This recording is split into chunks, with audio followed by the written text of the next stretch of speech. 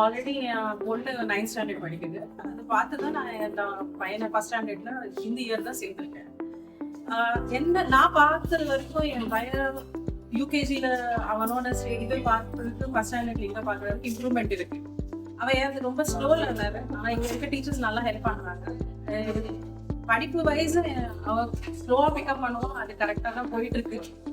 ஒன்றாவே issues as such இது வரைக்கும் நல்லா பார்த்துக்கிறாங்க, நல்லா செய்கிறாங்க.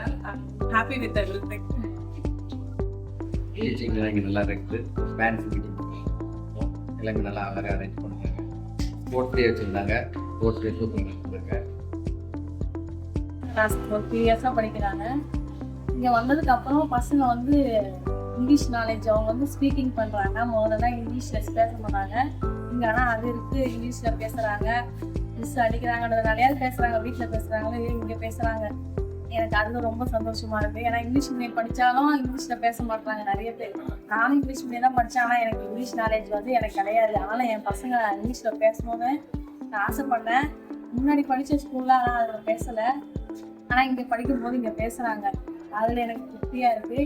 அதே போல் என் பசங்க படிக்கிறாங்க, நல்லா படிக்கிறான். என் பொண்ணும் என் பையன் வந்து கொஞ்சம் டல்லாக தான் இருந்தால் இப்போ பரவாயில்ல, கொஞ்சம் இம்ப்ரூவ் ஆகி வரான். நான் டீச்சர்ஸ் நல்லா சொல்லித்தராங்க. குழந்தைங்க வந்து நல்லா கேரக்டர் சொல்லித்தராங்க, யார் படிக்கிறாங்க படிக்கலன்றது. அதனால் இப்போ முன்னே என் பையனை நினச்சி பயந்துட்டு இருந்தேன். இப்போ எனக்கு அந்த பயம் கூட இல்லை. என் பையன் படிச்சிடுவான், நல்ல மார்க் எடுப்பான்ற ஒரு நம்பிக்கை வந்துட்டு டீச்சர்ஸும் நல்லா வந்து டீச் பண்ணுறாங்க. நல்லா இருக்கு ஸ்கூலு. இது வந்து 5th ஸ்டாண்டர்டில் ஜாயின் பண்ணலாம். Almost 3rd year running.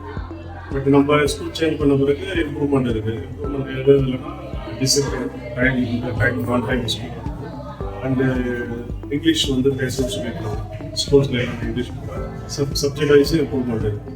என்னதுன்னா இப்போ ஃபஸ்ட்டு டு 3rd ஆவில் இங்கிலீஷ் தேவைப்படுது. அது பார்த்தீங்கன்னா ஸ்ட்ரென்த்து வந்து பார்த்தீங்கன்னா ஒரு 40-45 இருக்கும் கிளாஸ்.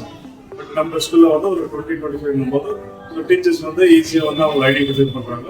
ஸோ எதாவது டவுட்ஸ் எதனா இருந்தால் கூட ஸ்பெண்ட் பண்ணி அந்த பென்ஸ் மேடம் தான் உங்களுக்கு last 5th standard so doubts எதாவது கிளியர் அந்த கிளியர் பண்ணிடுறாங்க.